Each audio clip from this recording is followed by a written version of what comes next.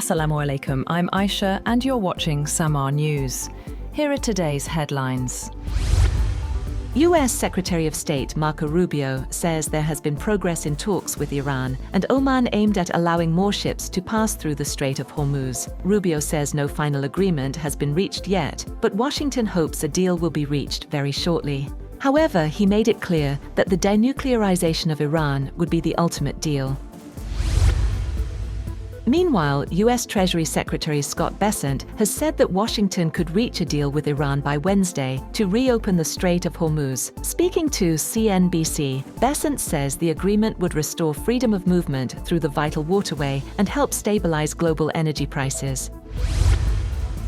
Conflicting signals from the United States and Iran over the status of talks to end their 5-month-old war have boosted uncertainty. US President Donald Trump said the talks were underway, warning of a last chance for Tehran to sign a good deal. But Iran denied that negotiations were being held or planned. Trump claimed the sides were talking at the request of Iran, Saudi Arabia, the UAE and Qatar, among others. Iranian Foreign Ministry spokesman Esmail Baghai said no negotiations with the United States were taking place and no meetings were scheduled. Meanwhile, a cargo vessel broadcast it was hit by an unknown projectile near the Strait off Oman's coast.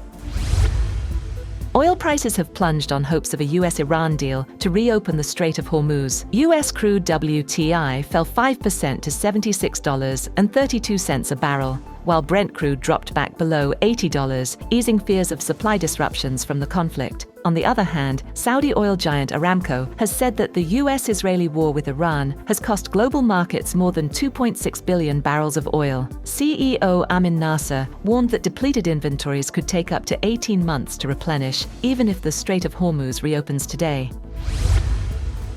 The US Army has used up much of its stockpile of highly accurate long-range missiles during its 5-month war with Iran, raising concerns about the military's readiness for future conflicts. According to 3 people familiar with the data, the missiles are principally the Army's surface-to-surface weapons, known as Army Tactical Missile Systems and Precision Strike Missiles. The sources said the US has used virtually all of these weapons. The degree to which the military is running out of these missiles has not been previously reported. Analysts say such weapons, which cost over $1 million each, would also be important in any conflict with China. On the other hand, the latest round of US-facilitated talks between Israel and Lebanon has also begun in Rome and will continue through Thursday. US State Department spokesperson Tommy Pigott said that Washington remains committed to supporting both sides in efforts to achieve lasting security and restore Lebanese state authority in the south. US President Donald Trump has accused ExxonMobil and Chevron of making too much money off higher fuel prices and said the oil giants should give some of that back to the public, a notable break from his usual alliance with the industry. Trump told reporters he didn't like it 3 days after the companies reported blowout second-quarter earnings as the ongoing war in Iran keeps oil prices high.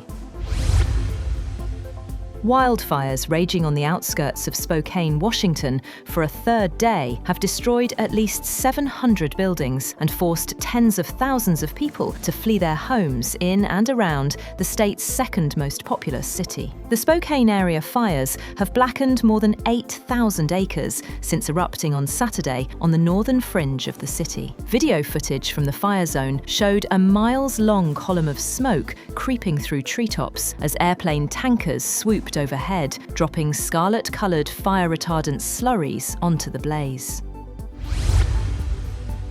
Bangladesh has asked India to clarify its stance on exiled former Prime Minister Sheikh Hasina's planned virtual address from New Delhi, warning that allowing political activities by a fugitive could hurt improving bilateral relations. Bangladesh's State Minister for Foreign Affairs, Sharma Obaid Islam, told reporters Dhaka is moving forward with India with a forward-looking approach, adding that India has to be clear about its stance. He said Bangladesh has repeatedly conveyed its concerns to India over Hasina and other Awami League leaders making political statements from Indian soil. That's all for now. For more updates, visit www.samaa.tv. Thank you for watching SAMAA News.